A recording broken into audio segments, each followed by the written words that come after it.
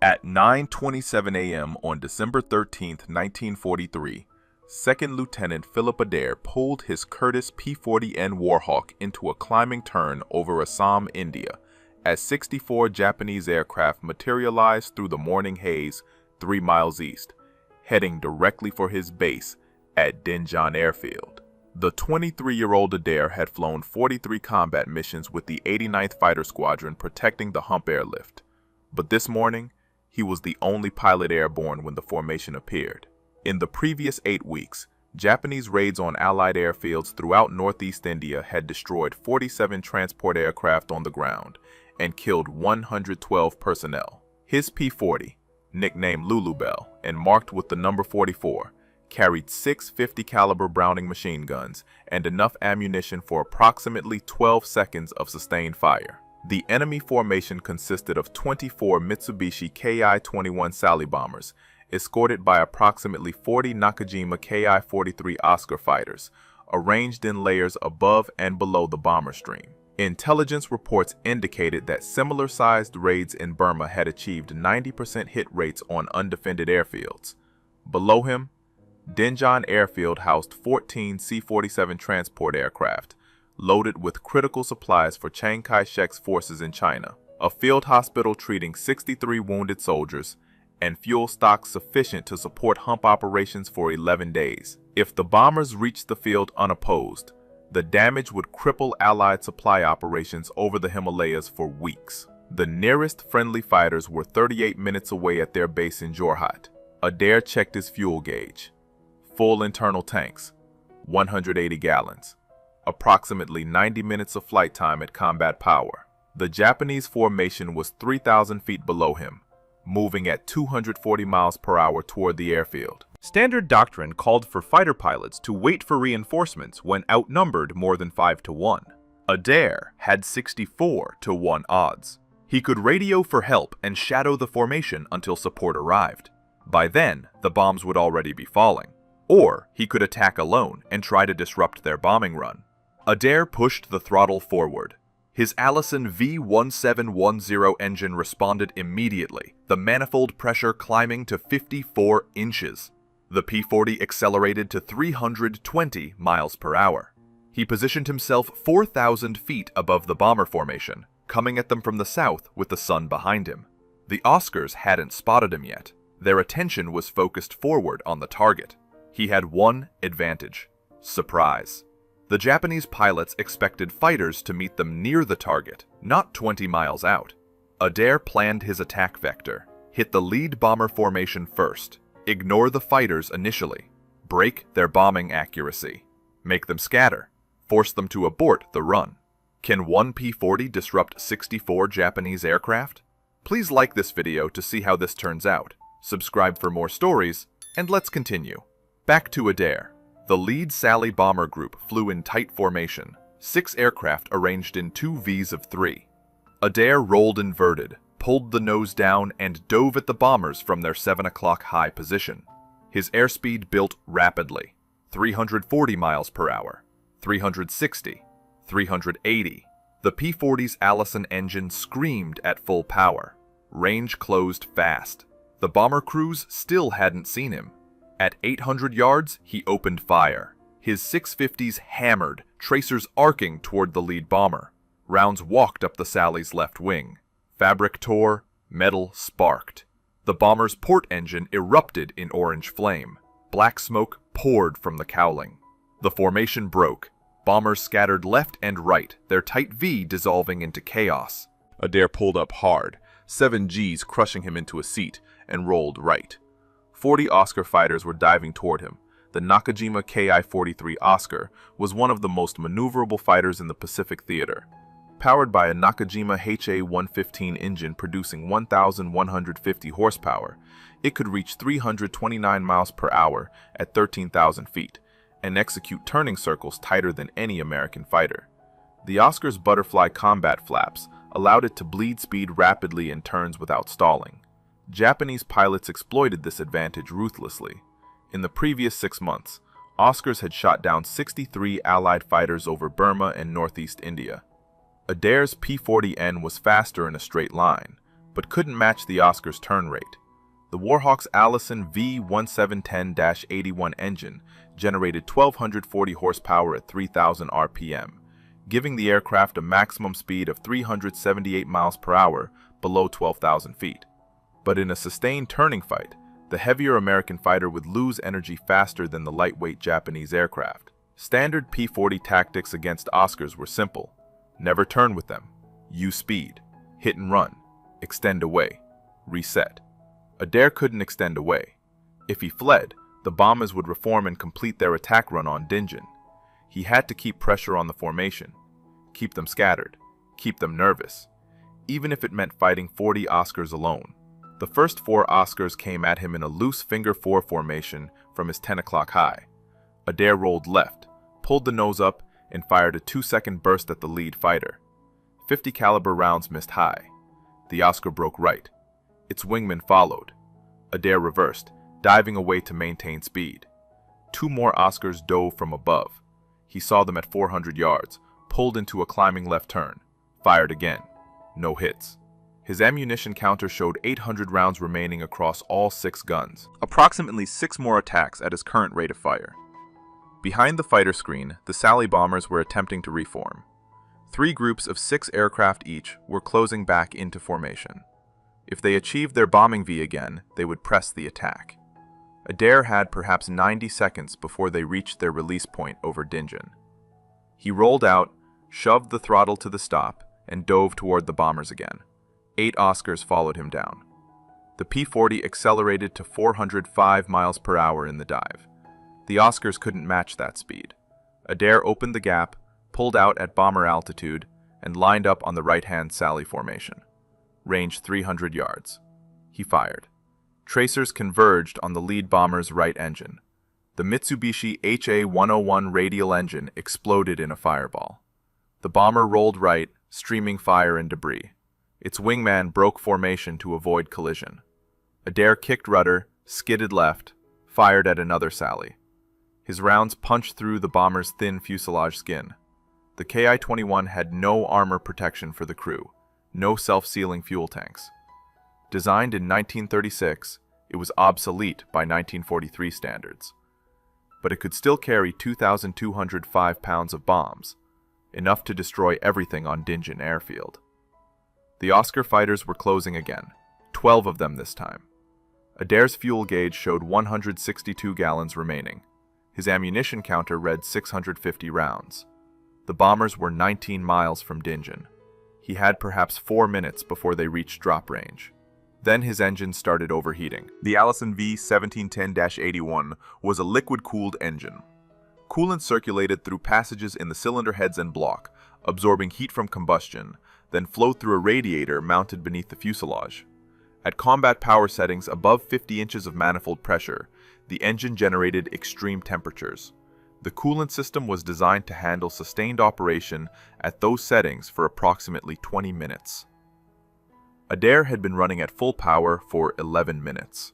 His coolant temperature gauge showed 230 degrees Fahrenheit. Normal operating temperature was 210. At 250, the engine would begin to fail. He had 3 options: reduce power to let the engine cool, abandon the attack and return to base, or continue fighting and risk engine failure over hostile territory. The Sally bombers were 17 miles from Dingen, still within bombing range, still a threat. Adair kept the throttle forward. 2 Oscars came at him head-on. Closing speed exceeded 600 miles per hour. Both fighters opened fire at 500 yards.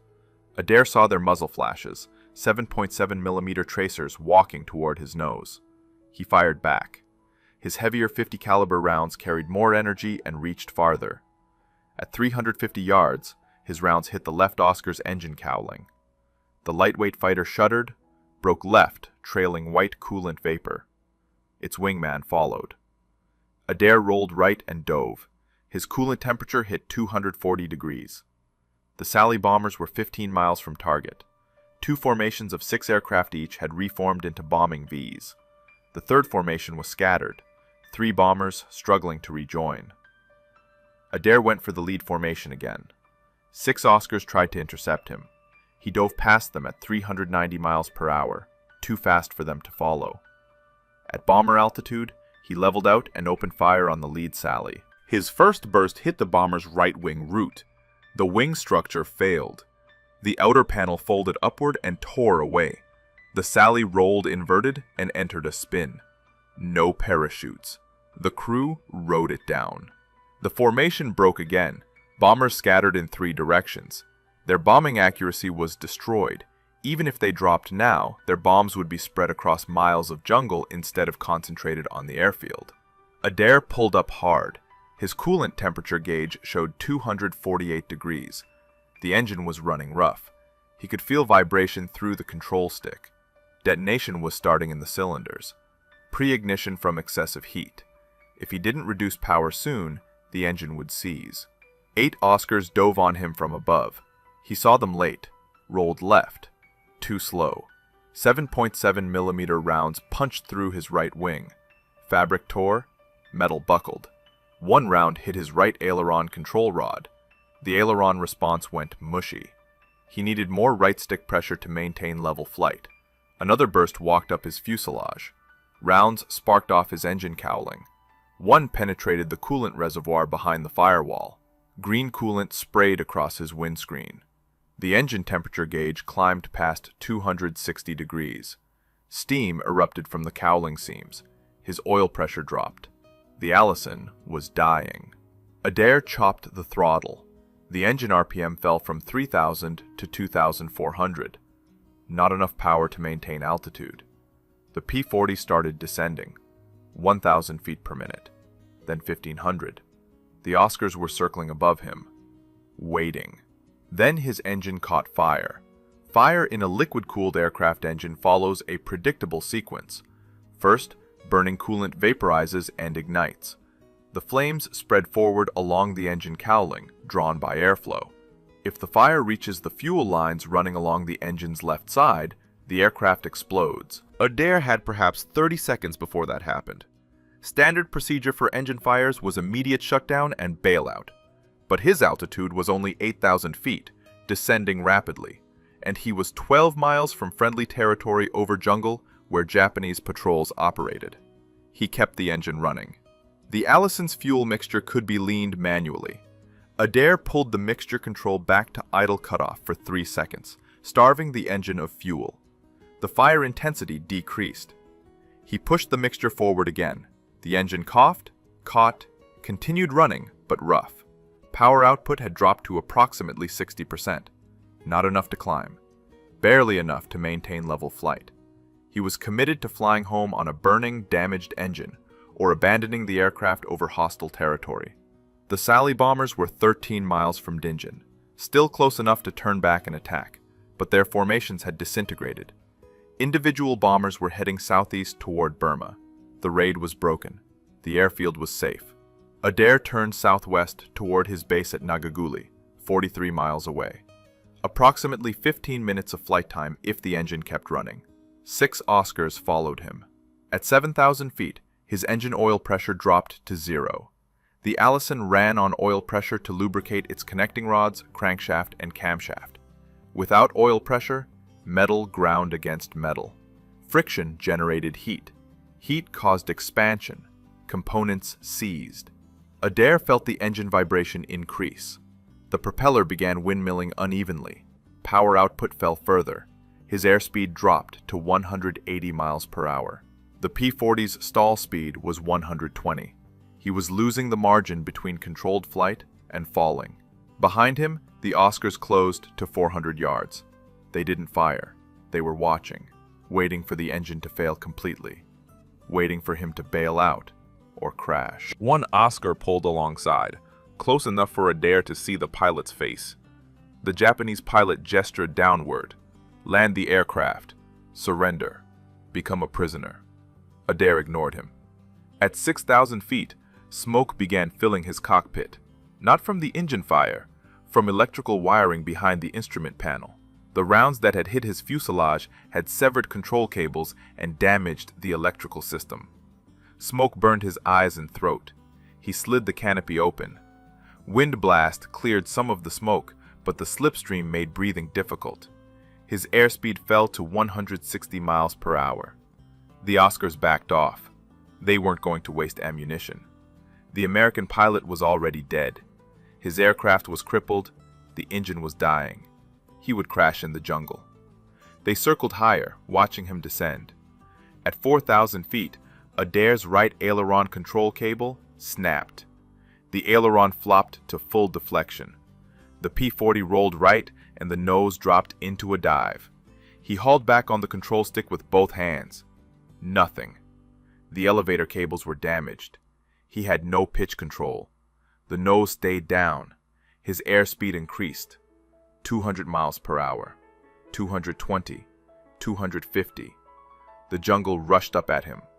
Altitude 3,000 feet. 2,500. 2,000. He was going to crash. Then he had an idea. The P-40's damaged aileron was forcing the right wing down. The broken elevator cables left the horizontal stabilizer in a nose-down position.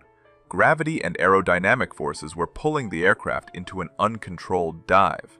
But aerodynamics work in both directions. If Adair rolled the aircraft inverted, the damaged aileron would force the right wing up instead of down. The elevator stuck in nose-down trim would push the tail down, lifting the nose up. Flying upside down would reverse the control inputs. The damage that was killing him right side up might save him inverted. At 1,800 feet above the jungle, Adair rolled the P-40 completely inverted. -1G pressed him against his shoulder straps. Blood rushed to his head. His vision turned red around the edges. The fuel system, designed for positive G loads, struggled to feed fuel to the engine inverted. The Allison coughed, sputtered, nearly quit, then caught again, running rough but producing power. The nose came up. The descent slowed. At 1,200 feet, the P-40 leveled out, flying upside down at 140 miles per hour. Adair held the inverted attitude for 40 seconds. His airspeed increased to 160. He was climbing, slowly, 50 feet per minute, but climbing. Then the fuel starvation problem returned. The engine began cutting out. He rolled right side up. The damaged controls immediately pushed the nose down. The P-40 descended again, 600 feet per minute. Adair waited until he lost 300 feet, then rolled inverted again. The nose came up. He climbed 200 feet before fuel starvation forced him to roll upright. The pattern repeated. Upside down to climb, right side up to let fuel feed properly. Flip, climb. Flip, descend. Flip, climb. The 6 Oscars circling above watched this impossible display. An American P-40 with a burning engine and damaged controls, flying alternately inverted and upright, refusing to crash, clawing for altitude with the determination of a wounded animal refusing to die. One Oscar dove to investigate. Adair saw him coming, rolled inverted to gain altitude, then rolled upright directly at the Japanese fighter. The Oscar broke away. The American pilot was either insane or desperate. Either way, the Oscars decided not to engage. They turned east, toward Burma. Adair continued his rolling climb toward Nagaguli. His fuel gauge showed 83 gallons. His oil pressure gauge showed 0. The needle had been pegged at 0 for 9 minutes. The engine should have seized by now. Connecting rods should have welded to the crankshaft. The fact that it still ran defied mechanical logic. The Allison was running on momentum, friction, and whatever microscopic oil film remained on its internal components. His altitude reached 3,000 feet, then 4,000. The base at Nagaguli was 21 miles southwest, approximately 11 minutes away if he maintained current speed. His coolant temperature gauge no longer registered. The needle had melted off at some point. Smoke still poured from the cowling, but the flames had died down. Either the fire had consumed all available fuel, or the lack of coolant had somehow starved it. At 5,000 feet, Adair spotted Nagaguli airfield ahead, the runway, the tower, the revetments, safety. But he faced a new problem. His landing gear was hydraulic. The hydraulic system ran on engine power. His engine was producing minimal power and might quit completely any second. If he lowered the gear and the engine died, he would crash short of the runway with the gear down. If he kept the gear up and tried a belly landing, The impact might rupture his remaining fuel tanks and the aircraft would burn. He needed the gear down and locked before the engine failed. He reached for the gear lever. His right hand was shaking. Not from fear, from carbon monoxide poisoning. The cockpit smoke had been accumulating for 14 minutes. He pulled the gear lever down. Nothing happened. The P-40's hydraulic system operated at 1,000 pounds per square inch. Hydraulic fluid, pressurized by an engine-driven pump, flowed through steel lines to actuators that extended and retracted the landing gear. With the engine producing minimal power, the hydraulic pump wasn't generating sufficient pressure. The gear remained locked in the up position. The P-40 had a backup system, a manual hand pump mounted on the left side of the cockpit. 28 strokes of the pump handle would manually pressurize the hydraulic system enough to lower the gear. Adair grabbed the pump handle with his left hand, keeping his right hand on the control stick. He pumped. 1, 2, 3. Nothing. The gear stayed up. The hand pump required both hands for effective operation, but releasing the stick meant losing aircraft control. His damaged ailerons and elevator would immediately push the nose down. He reached behind his seat and pulled his lap belt loose, wrapped it around the control stick, looped it through the seat frame, pulled it tight. The makeshift rig held the stick in approximate neutral position. Not perfect control, but enough to keep the aircraft flying straight. He grabbed the hand pump with both hands and pumped hard. 5 strokes. 10. 15. At stroke 23, he felt resistance, hydraulic pressure building. At stroke 28, he heard a thunk from beneath the cockpit. The left main gear extended and locked. The right main gear followed 3 seconds later. The P-40 was now draggy. Gear down increased drag significantly.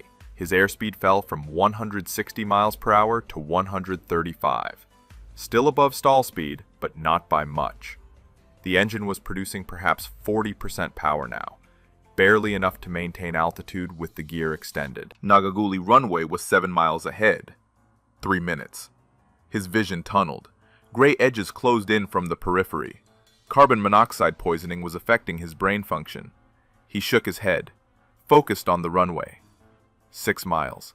His engine temperature gauge, the one that still worked, showed 310 degrees, far beyond redline.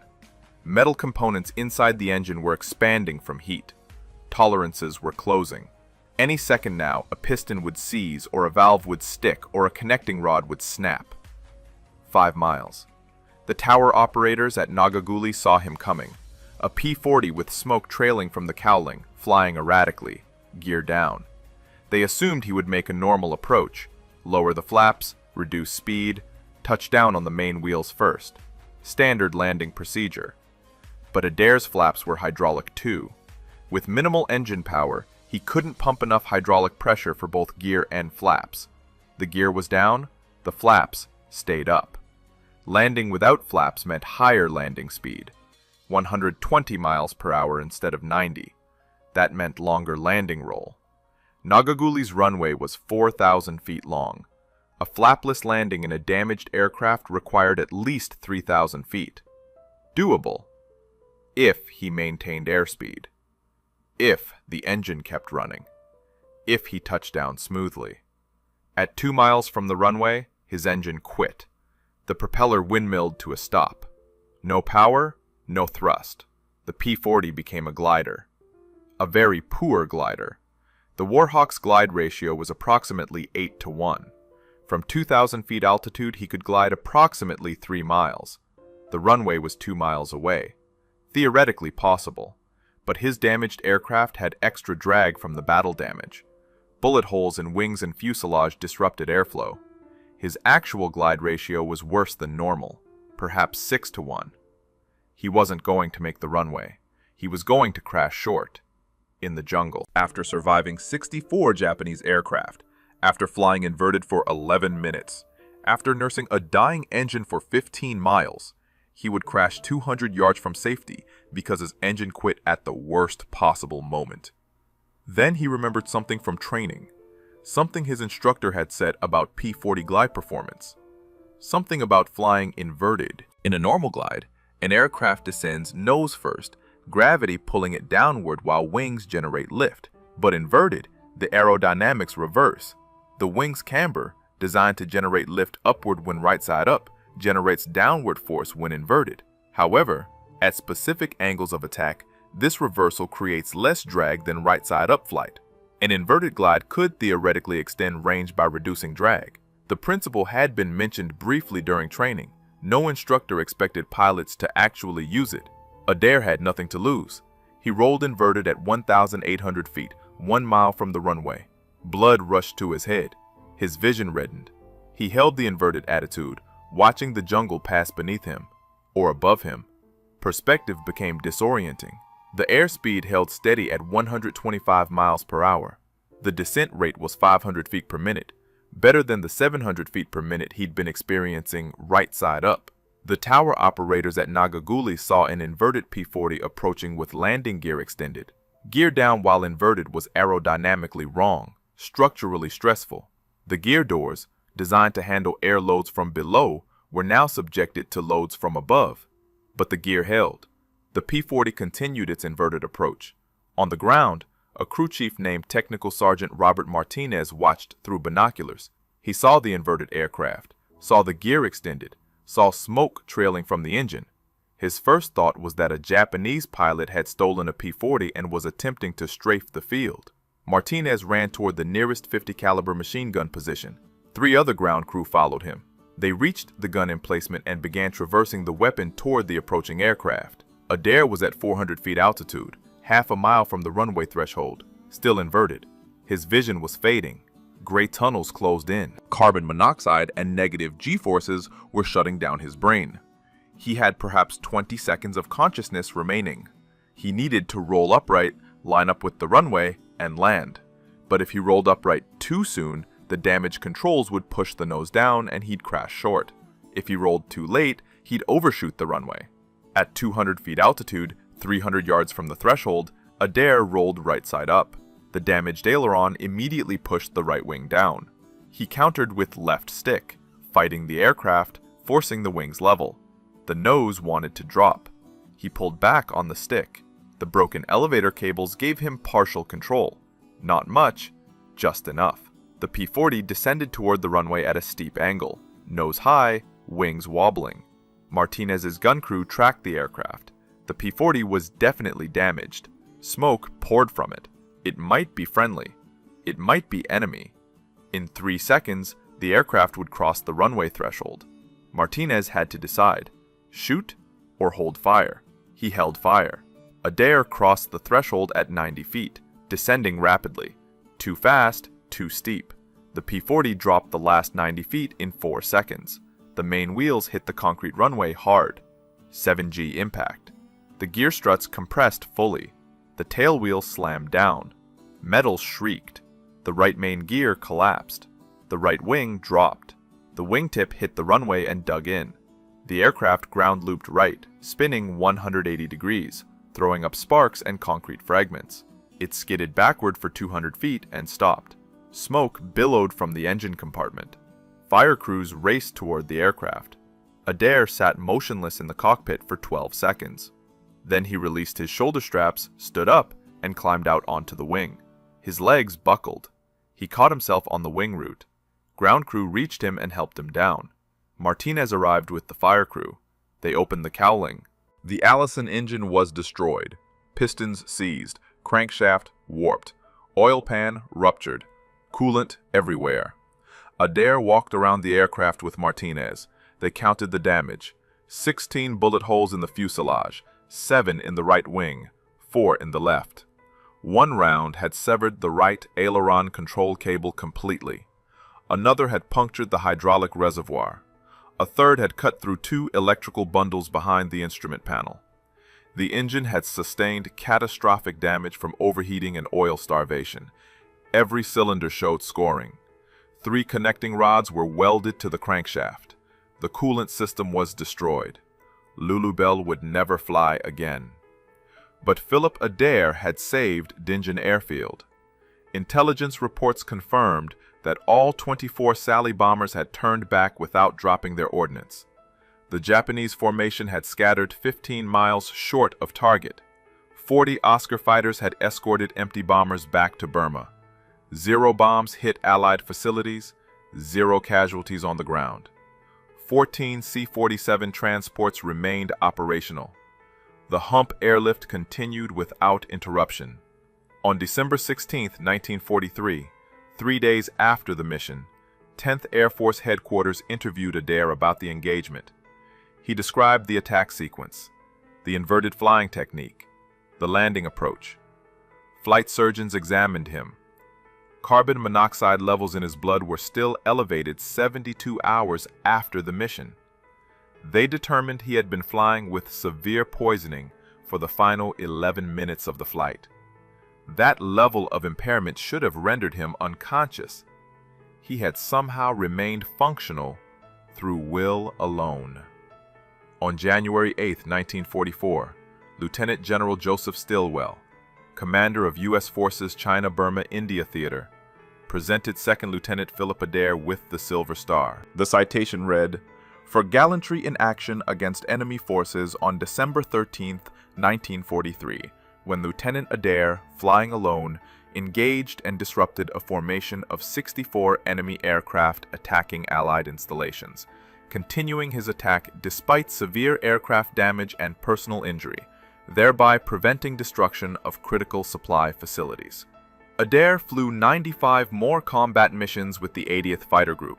He achieved ace status with 5 confirmed kills. On his final mission in July 1944, he shot down 2 Ki-43 Oscars over northern Burma. He returned to the United States in September 1944, survived the war, and remained in the Air Force for 30 years. He retired as a full colonel in 1971. The 80th Fighter Group, the Burma Banshees, continued operations until August 1945. The unit destroyed 413 Japanese aircraft in aerial combat and 147 on the ground. They lost 63 pilots killed or missing. Their death's head skull insignia became one of the most recognized markings in the China-Burma-India theater.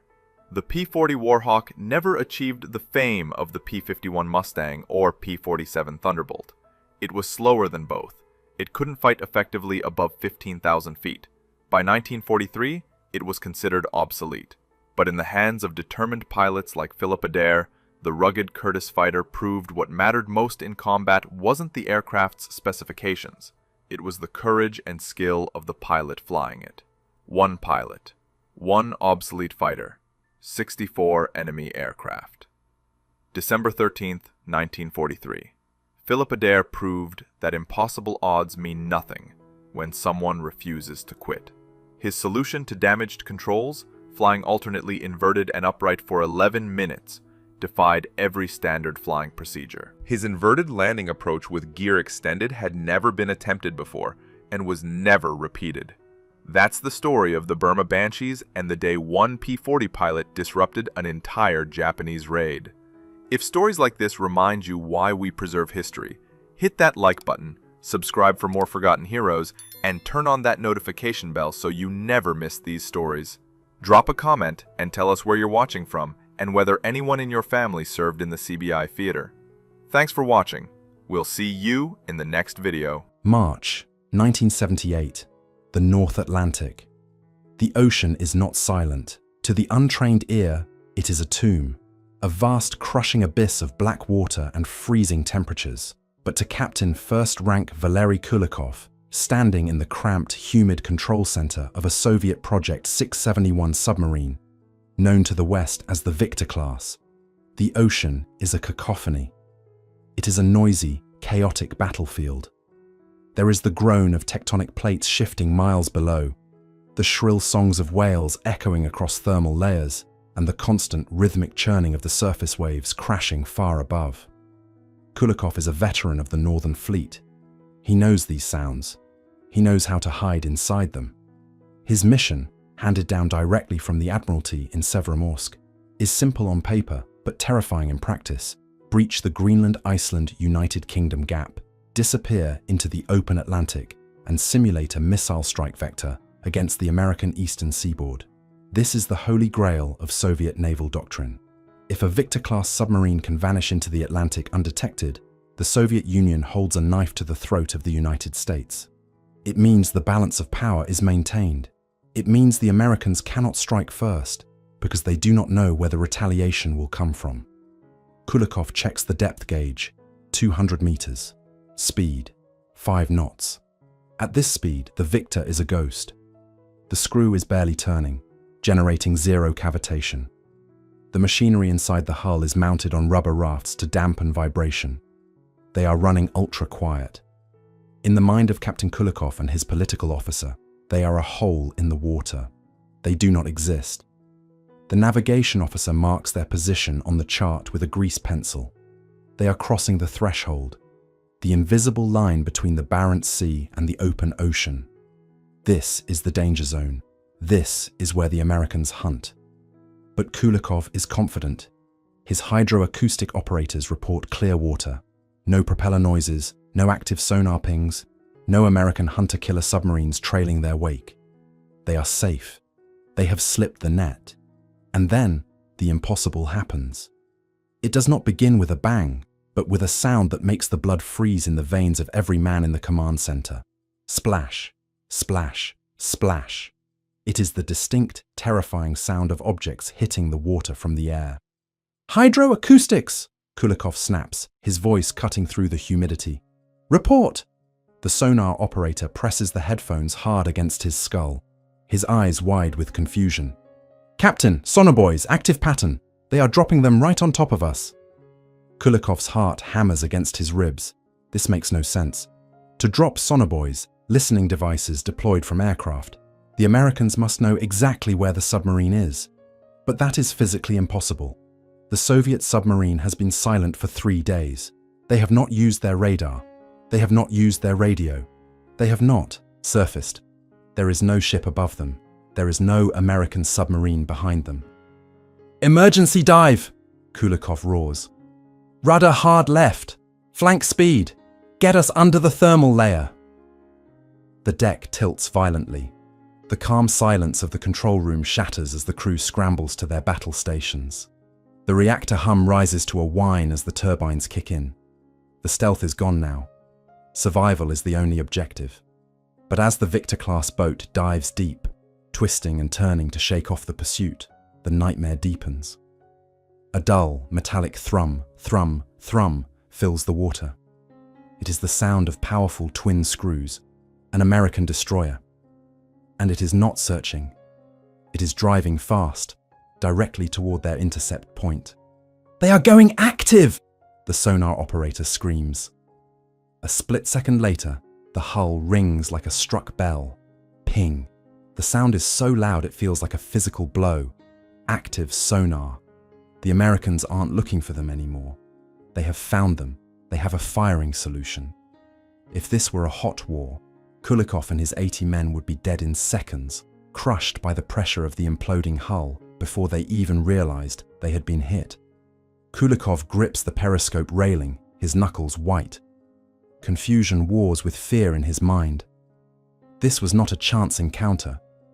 The American aircraft did not just stumble upon them in millions of square miles of open ocean.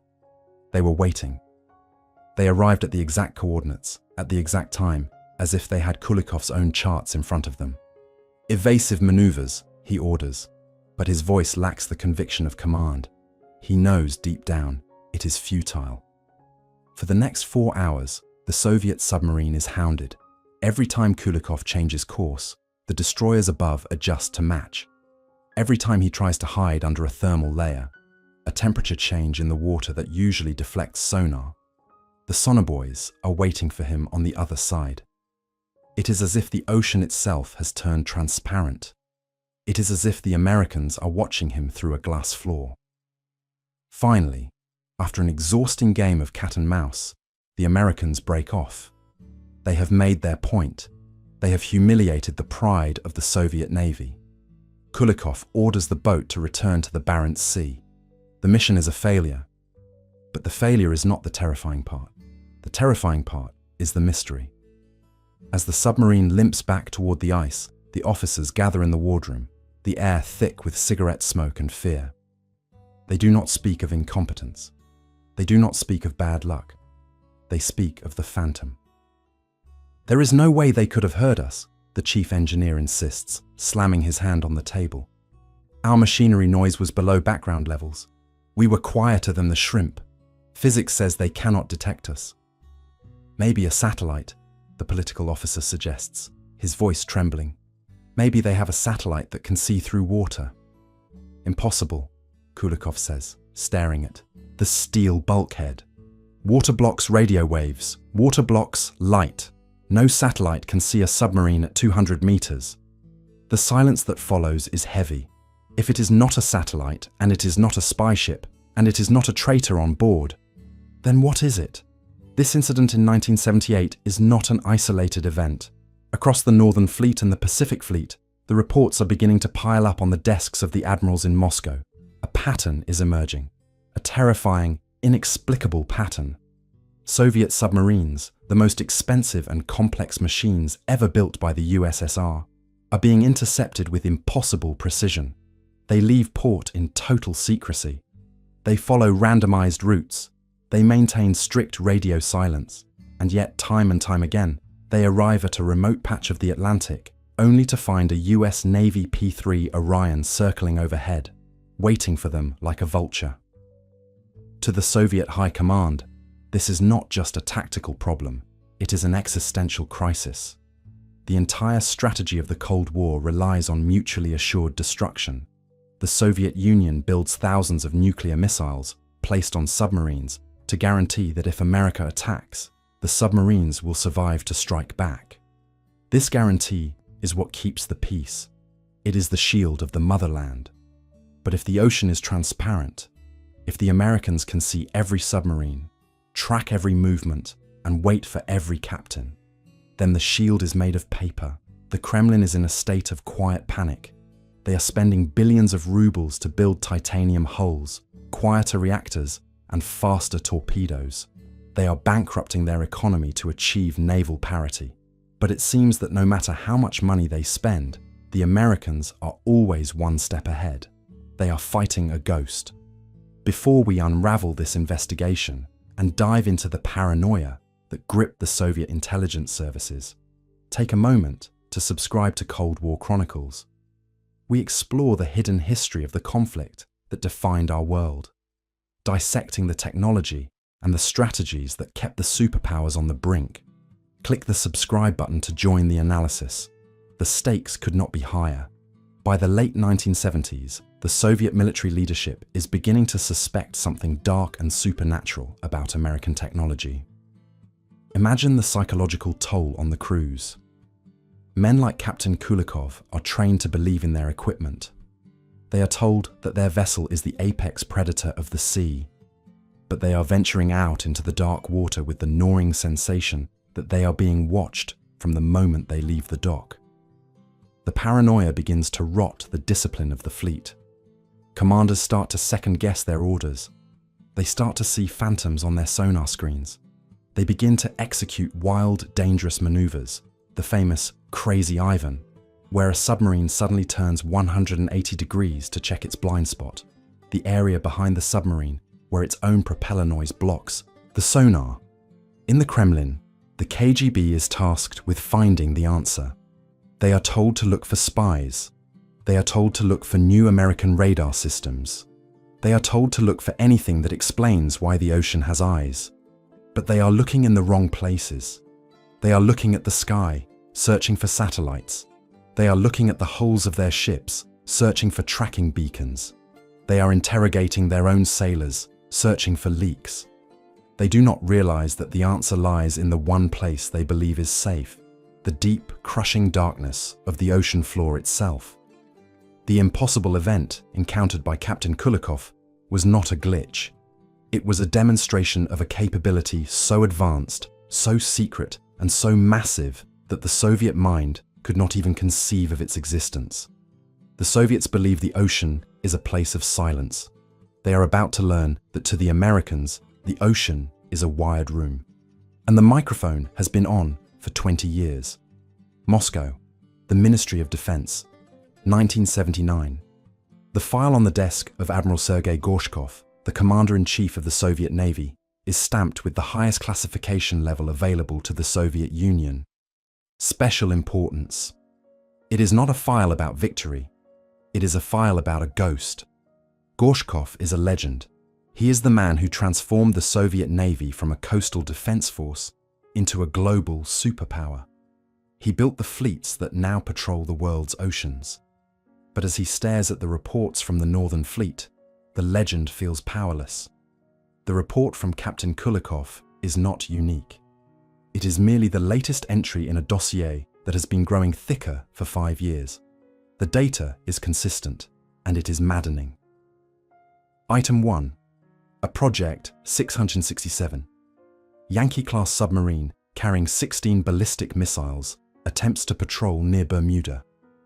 Within 6 hours of entering the sector, 2 US Navy destroyers box it in.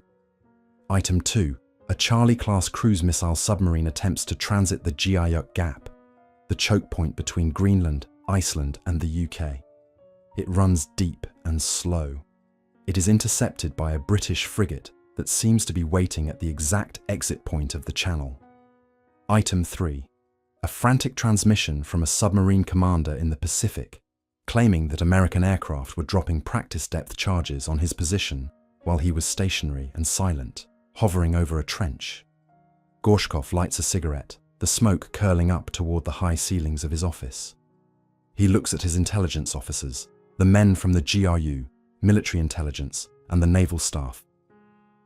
"Explain this," Gorshkov demands, his voice low, dangerous. "How do they know?" A colonel from the Naval Intelligence Directorate clears his throat. He is sweating. "Comrade Admiral, we have analyzed the acoustic profiles. Our submarines are quieter than they were 5 years ago. The Americans should not be able to hear us at these ranges. The physics of sound transmission do not support these intercepts." "Physics?" Gorshkov spits the word out. "Do not talk to me of physics. Talk to me of results. Are you telling me the Americans have rewritten the laws of nature?" We believe there must be a leak," the colonel says. "It is the safest answer in the Soviet Union. If technology fails, blame a traitor." This triggers the first phase of the investigation, the Great Witch Hunt. For the next 2 years, the KGB turns the Soviet Navy inside out. They are convinced that for the Americans to find submarines with such pinpoint accuracy, there must be a spy network of unprecedented scale operating within the Murmansk and Vladivostok naval bases. Counterintelligence officers swarm the docks. They interrogate the families of submarine crews. They bug the apartments of captains. They analyze the trash of the maintenance workers who install the rubber sound-dampening tiles on the hulls. They are looking for the golden source, the traitor who is broadcasting the fleet's movements to Langley. Men are fired. Careers are ruined. Some officers are quietly arrested and never seen again, accused of negligence or unauthorized communication. But the intercepts continue. If anything, they get worse. The Americans seem to be getting bolder. They are no longer just tracking the submarines. They are toying with them. American attack submarines, the fast, lethal Los Angeles class, begin to appear in the baffles, the blind spot behind the propeller, of Soviet boats, staying there for days, undetected, before pinging their sonar once to say, "You are dead," and then vanishing. The traitor theory begins to lose weight. No spy could possibly know the real-time position of a submarine that has been underwater for 3 weeks, running a random zigzag pattern in the middle of the Sargasso Sea. A spy on land can tell you when a ship leaves port. He cannot tell you where it is 1,000 miles later. The investigation shifts. If it is not a human, it must be a machine. The Soviet scientific community is mobilized. The Academy of Sciences sets up special committees to study non-acoustic detection. This is where the investigation takes a turn into the bizarre. The Soviets begin to believe that the Americans have developed technology that borders on magic. One prevailing theory is the satellite thermal scar. The Soviet scientists hypothesize that a nuclear submarine, even deep underwater, releases a tiny amount of heat from its reactor. This heat rises to the surface, creating a microscopic temperature difference on the waves, perhaps only a fraction of a degree. The theory goes that American spy satellites, equipped with impossible infrared sensors, can see these thermal scars from space. They believe the ocean is being scanned from orbit like an X-ray. The Soviets spend millions of rubles trying to counter this imaginary threat. They experiment with specialized paints. They try to design mixing systems to disperse the heat of the reactor water. They waste years chasing a ghost in the sky, looking up at the stars, convinced the eye of God is watching them from the vacuum of space. Another faction in the GRU becomes obsessed with wake detection. They believe the Americans can detect the microscopic changes in water density left behind by a submarine's hull, even hours after it has passed. They start designing sensors to measure radiation trails, chemical traces, even the magnetic anomaly of the steel hull moving through the Earth's magnetic field. They are overthinking it. They are looking for complex, exotic sci-fi solutions because they simply cannot accept the humiliating truth. Their quiet submarines are essentially loud tractors chugging through a library. The paranoia reaches the highest levels of the Kremlin. Yuri Andropov, the head of the KGB and future leader of the Soviet Union, becomes personally involved. He is a man who sees conspiracies in the shadows. To him, this American capability is a sign of a first strike preparation. If the Americans can see the Soviet missile submarines, they can destroy them. If they can destroy them, the Soviet Union has no deterrent. They are preparing for war, Andropov tells his inner circle. They are blinding us before they strike. The atmosphere in the Soviet naval bases changes from pride to dread. Submarine crews call their vessels iron coffins.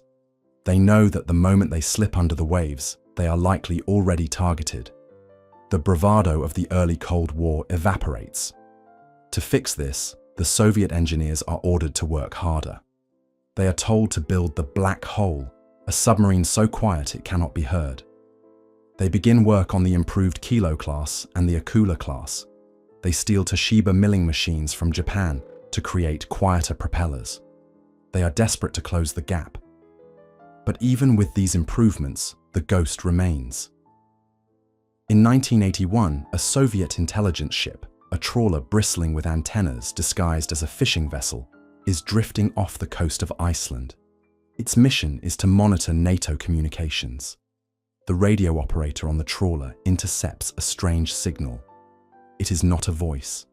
It is not a standard radar pulse. It is a burst of data. A coded transmission going from a shore station in Iceland to a relay satellite, and then down to Norfolk, Virginia, the headquarters of the US Atlantic Fleet.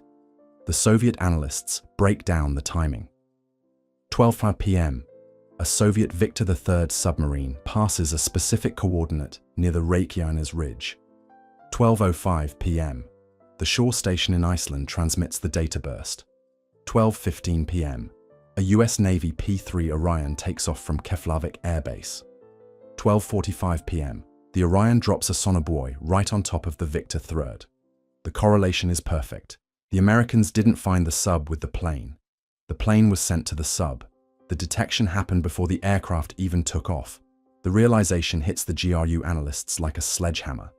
The sensor is not on the plane. The sensor is not on a ship. The sensor is not in space. The sensor is fixed. It is a stationary object, and for it to detect a submarine hundreds of miles away, it must be massive. The Soviets frantically pull out their charts of the Atlantic Ocean. They look at the bathymetry, the map of the ocean floor. They look at the choke points, the gaps between the continents. They begin to suspect the unthinkable. What if the Americans have wired the ocean? What if they have laid cables, but the admirals dismiss it? Impossible, they say. To cover the Atlantic would require thousands of kilometers of cable. It would require microphones that can withstand the crushing pressure of the deep for decades. It would require a power source we cannot imagine. And the data, the sheer amount of noise. How could they filter the sound of a submarine from the sound of the ocean itself? The Americans are good, one admiral is rumored to have said, but they are not gods. They dismiss the cable theory because it is too ambitious. It is too expensive. It is too technically difficult. They are wrong. They are judging American ambition by Soviet limitations. They do not realize that while the Soviet Union was building tanks and missiles, the United States was investing in something else entirely: information dominance. While the Soviets were looking for a weapon, the Americans had built a nervous system. And the heart of this system was not a weapon at all. It was a project born in the desperate days of 1950, a project that had been running in total silence for 30 years. The Soviets are asking, where is the enemy? The answer is, you are swimming inside him. Naval Facility, Point Sur, California, 1981. While the admirals in Moscow were chasing thermal scars and radiation ghosts, the answer to their nightmare was sitting in a windowless concrete building perched on a cliff overlooking the Pacific Ocean. Inside, the air is cool and smells faintly of ozone and stale coffee. There are no windows. The only light comes from the fluorescent tubes overhead and the glow of banks of electronic consoles. The room is filled with the low, rhythmic scratch, scratch, scratch of stylus needles dragging across moving rolls of sensitive paper. Seated in front of one of these consoles is not a spy, nor a scientist, nor a hardened commando. It is a 20-year-old sonar technician second class. He is drinking a Coke and staring at a sheet of paper that looks like a chaotic seismograph readout.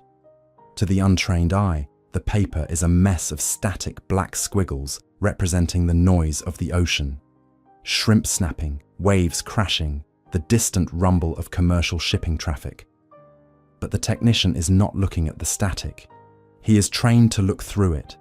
He spots a faint vertical line emerging from the background noise.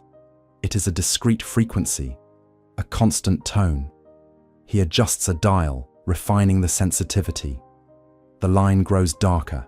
He grabs a ruler and measures the spacing between this line and the faint harmonic lines appearing next to it. He checks a classified reference binder on his desk. The frequency matches the rotational rate of a specific type of reduction gear. The harmonic overtones match the blade rate of a specific 7-bladed propeller. He picks up a phone handset. "Watch, officer," he says calmly. "I have a contact, Sierra class signature. Sector 4, confidence high." He does not know exactly where the submarine is yet. He only knows it is out there, somewhere in the vast Pacific. But miles away, at another naval facility in Centerville Beach, another operator is seeing the same line. They triangulate. 2 lines cross on a map. The coordinates are relayed to the Fleet Ocean Surveillance Information Center. From there, orders are flashed to a patrol squadron. A P-3 Orion aircraft launches. The entire process takes less than 20 minutes. The Soviet submarine captain, thousands of miles away, cruising at a depth of 300 meters, believes he is alone in the void. In reality, his position has just been marked on a map in a room he doesn't know exists, by a system he cannot see. This is SOSUS, the Sound Surveillance System. It was the greatest secret of the Cold War. For decades, it was classified higher than the atomic bomb. While the public focused on the space race, rockets, moon landings, and satellites, the United States Navy was winning the ocean race with a project of equal complexity and arguably greater strategic importance. The origin of this impossible capability goes back to the early 1950s, to a discovery made by American scientists Maurice Ewing and Joe Wurzel. They were studying the physics of sound in the ocean, and they discovered a phenomenon that changed warfare forever. They found the Deep Sound Channel, also known as the SOFAR, Sound Fixing and Ranging Channel. The ocean is not a uniform block of water. It is layered. Near the surface, the water is warm. Deep down, the water is freezing and under immense pressure. Sound waves travel at different speeds depending on temperature and pressure. Ewing and Wurzel discovered that at a specific depth, usually around 1,000 meters in the Atlantic, these factors cancel each other out to create a sound duct. If you make a sound within this channel, the sound waves do not disperse. They get trapped. They bounce off the upper warm layers and the lower pressure layers, focusing the energy like a fiber optic cable made of water. The result was mind-bending. A small explosion detonated in the SOFAR channel near Australia could be heard in Bermuda. Sound did not just travel for miles, it traveled for thousands of miles.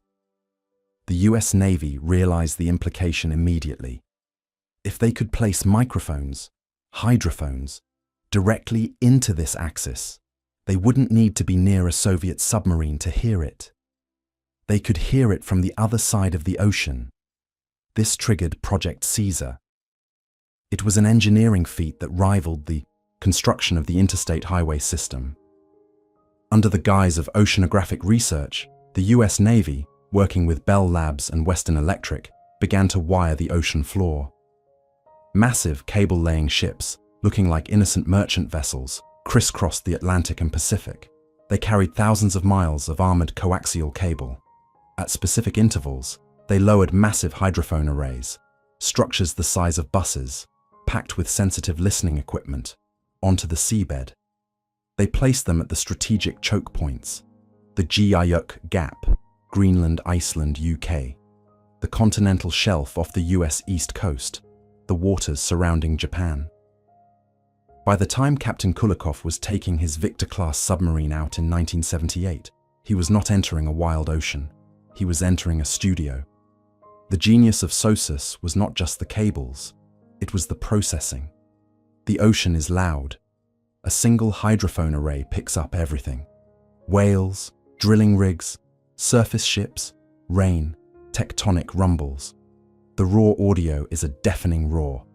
The Soviets knew about the SOFAR channel, but they believed it was useless for tracking because the signal-to-noise ratio was impossible to overcome. You can't find a whisper in a rock concert. But the Americans had a secret weapon, LOFAR, low-frequency analysis and recording. American engineers realized that the human ear is easily overwhelmed, but the eye is not. They converted the sound into visual data. Instead of listening to the audio, SOSUS operators looked at gram writers, machines that burned spectral lines onto moving paper. This was the waterfall display. Every mechanical object has a fingerprint. A Soviet submarine is a machine. It has pumps circulating coolant. It has turbines spinning generators. It has gears turning the propeller shaft. These machines vibrate. And because they are bolted to the hull vibrates. It turns the entire submarine into a massive speaker diaphragm. These vibrations create low-frequency tones, 5 Hz, 10 Hz, 50 Hz. These low frequencies are the ones that travel best in the SOFAR channel. They slice through the water for thousands of miles without losing energy. The SOSUS operators didn't listen for the ping of active sonar. They looked for the lines. They knew that the Soviet November-class submarine had a specific turbo generator that hummed at exactly 60 cycles per second. If an operator saw a 60-cycle line appear on his paper, he knew a November was out there. They knew that a damaged propeller blade created a rhythmic beat on the display. They could track individual submarines by their maintenance issues. They could tell if a sub was speeding up, slowing down, or turning. By the 1970s, the system had evolved into a global network. The data from the hydrophones traveled through the undersea cables to shore stations, NavFax, where it was processed by supercomputers and analyzed by human experts. This was the shift in perspective that the Soviets failed to grasp. The Soviets were obsessed with platforms. They built bigger missiles, faster planes, deeper diving submarines. The Americans were obsessed with information. They understood that a weapon is useless if it cannot find its target, and a target is dead if it can be seen. While the KGB was hunting for spies in Murmansk, the real spies were the hydrophones resting in the mud of the Atlantic, silently waiting. The ingenuity of the American solution was its passivity. It emitted no energy. It gave no warning. When Captain Kulikov was pinged by the destroyer in Part 1, that was the kill shot. The Americans had been tracking him for 3 days prior. They watched him leave the Barents Sea. They watched him cross the Norwegian Sea. They watched him turn south. They handed him off from one SOSUS array to the next, like air traffic controllers handing off an airliner. They only sent the destroyer when they were ready to send a message. The technological gap was staggering. The Soviets were trying to make their submarines quiet enough to evade a ship listening from 5 miles away. They didn't realize they needed to be quiet enough to evade a microphone listening from 500 miles away. But the most devastating part of this mystery is not just that the Americans could hear the Soviets. It is what they heard. Because SOSUS was so sensitive, it didn't just pick up engine noise, it picked up transients. A wrench dropped on a steel deck plate. A hatch slammed too hard. The sudden rush of high-pressure air when a torpedo tube was flooded. There are stories, whispered among old SOSUS operators, of hearing the hull pops of Soviet submarines diving too deep, of hearing the terrifying sounds of mechanical failures miles below the surface. In 1968, when the Soviet submarine K-129 sank in the Pacific, the Soviets had no idea where it was. They searched for months and found nothing. The Americans knew exactly where it was. SOSUS had recorded the sound of the implosion. They triangulated the position to within a few miles, while the Soviets wept for their lost sailors and searched the wrong patch of ocean. The CIA was already building a massive ship, the Glomar Explorer, to go out and steal the submarine from right under the Soviets' noses. That was the power of the secret. It turned the ocean into a glass tank. But the Soviets were not stupid. They knew something was wrong. And eventually, the impossible event would lead to a confrontation that would shatter their confidence forever. The mystery was about to be solved, not by Soviet genius, but by an American betrayal. The reveal was coming, and it would shake the foundations of the Cold War. The ghosts were real, and they were listening. Leningrad, the Admiralty Boardroom, 1981. The answer to the mystery that had plagued the Soviet Navy for 2 decades did not come from a breakthrough in physics. It did not come from a brilliant deduction by the KGB. It came in a plastic garbage bag, dropped in a muddy park in the suburbs of Washington, D.C., and flown via diplomatic pouch to Moscow. The ghost was finally unmasked. And the face of the ghost was not a machine, it was a traitor.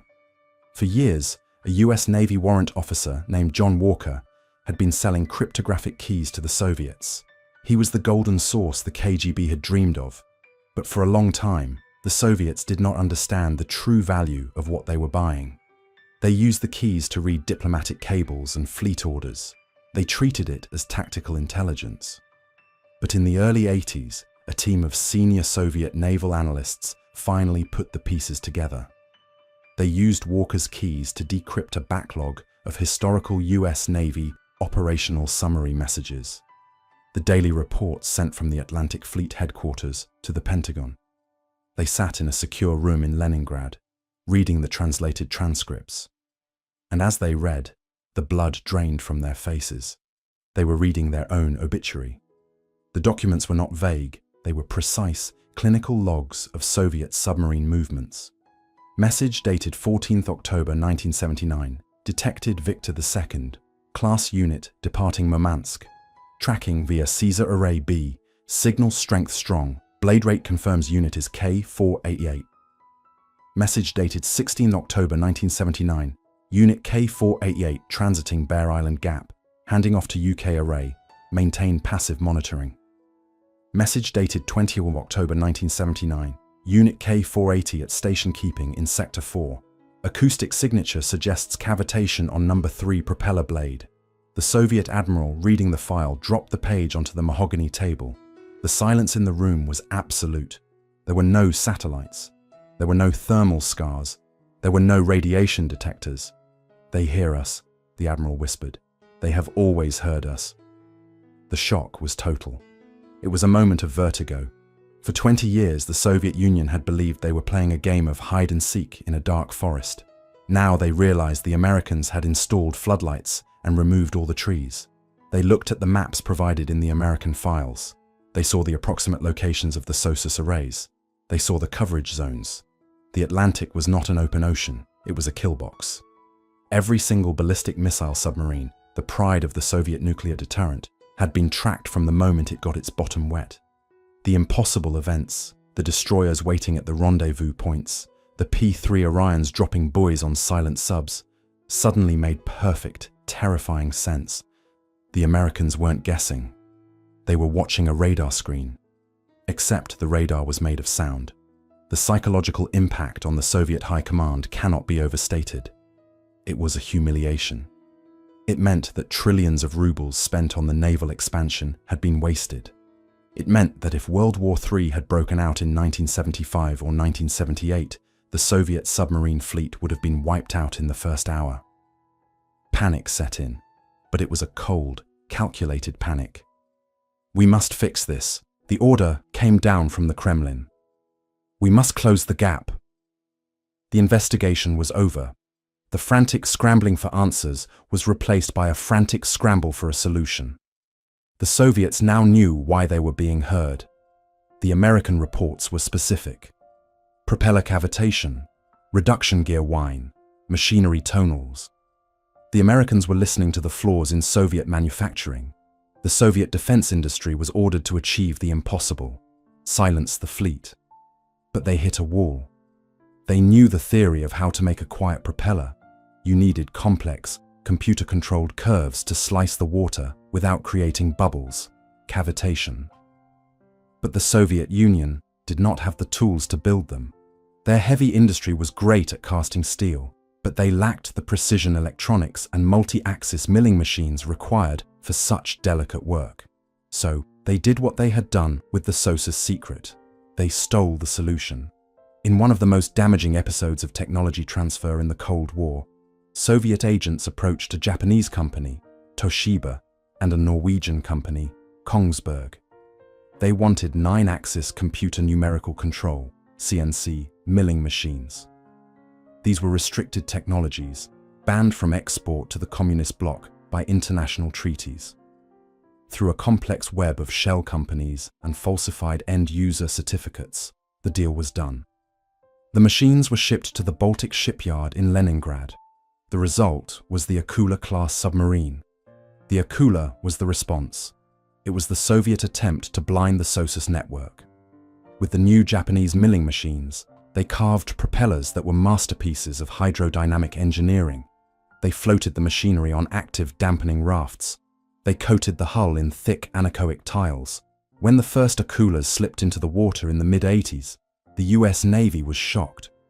The lines on the SOSUS screens, which had been bright and clear for decades, suddenly grew faint. The loud tractors were gone.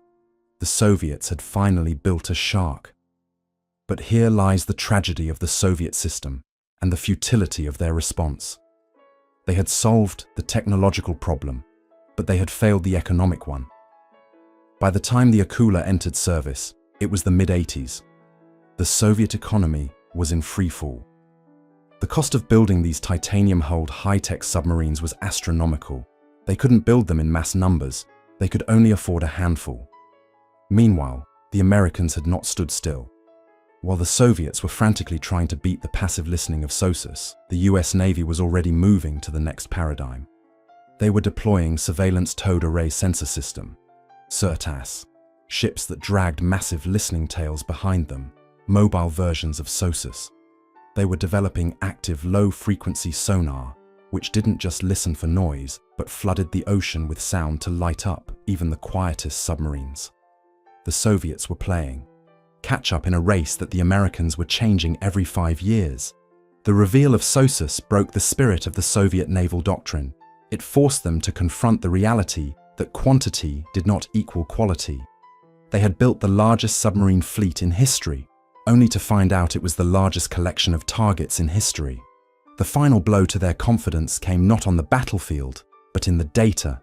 In the late 80s, a report circulated within the US Navy, later declassified, which noted a dramatic drop in Soviet submarine patrols. It wasn't just that they were running out of money, it was that they were afraid to go out. The commanders knew the wire was there. They knew the Americans were listening. And they knew that no matter how quiet the Akula was, the ocean was still the Americans' home turf. The mystery was solved. The ghost was a cable. But knowing the truth didn't save them. It only confirmed their defeat. The North Atlantic, 1987. The Cold War did not end with a nuclear flash. It ended with a ledger. It ended when one side realized that the cost of competing was no longer measured in money, but in the disintegration of their own society. And nowhere was this calculation more brutal or more undeniable than in the freezing waters of the North Atlantic. By the late 1980s, the the Soviet Navy had achieved what they believed was a miracle.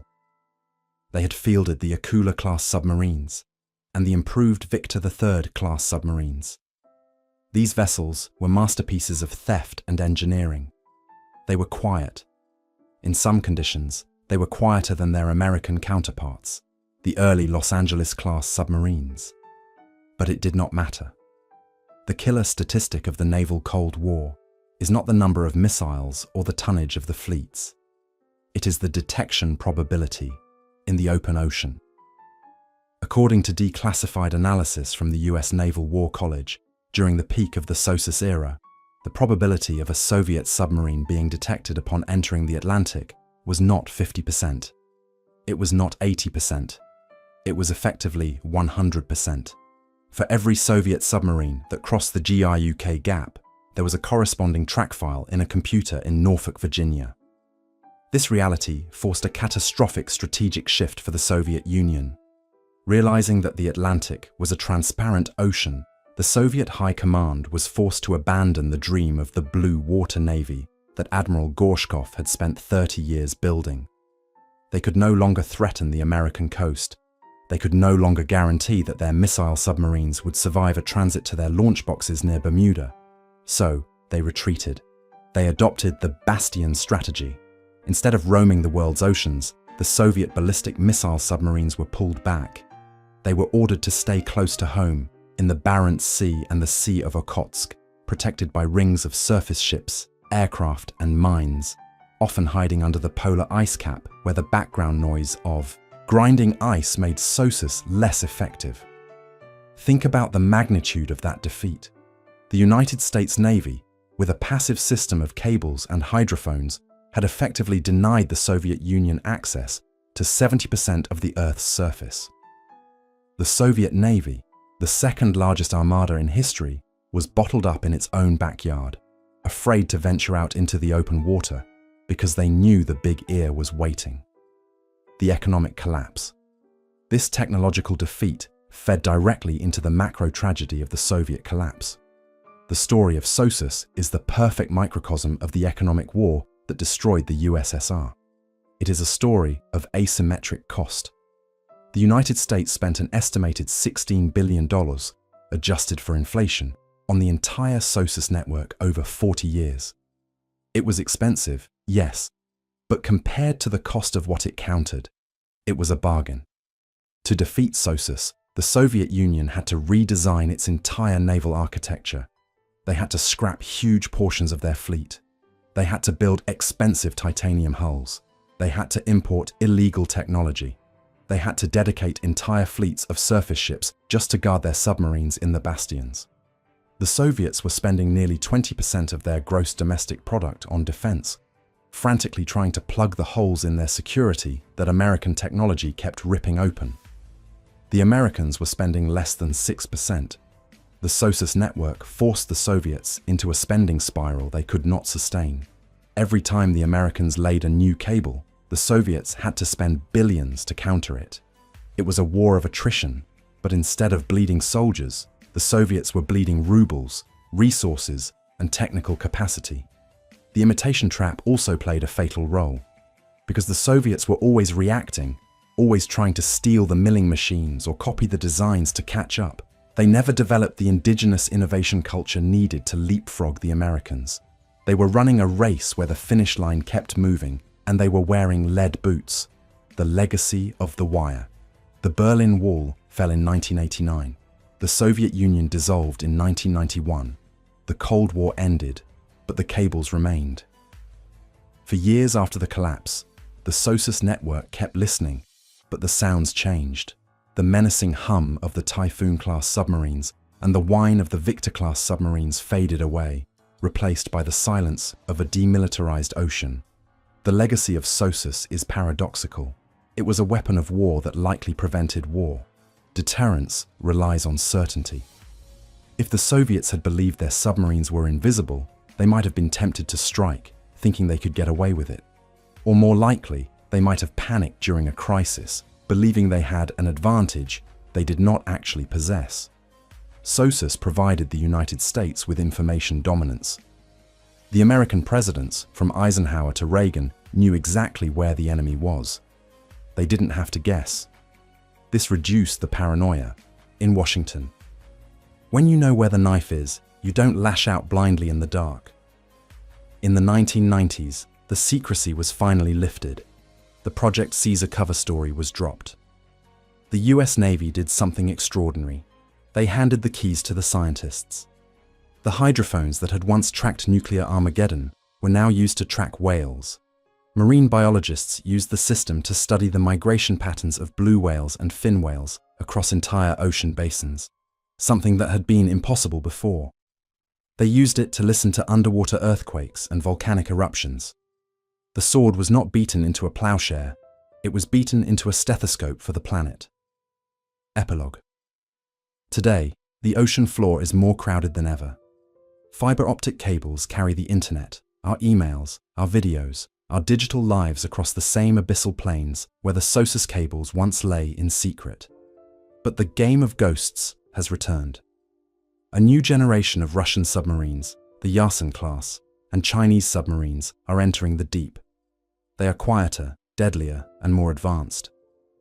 The US Navy is deploying new systems, unmanned underwater drones, satellite-linked sensors, and AI-driven acoustics to find them. Yet, the lesson of 1978 remains. Captain Kulikov, standing in his control room, believed in the silence of the deep. He believed that the water protected him. He was wrong. The true power of the Cold War was not the explosion. It was the knowledge. It was the ability of one side to turn the chaotic, noisy, dark ocean into a room with the lights on.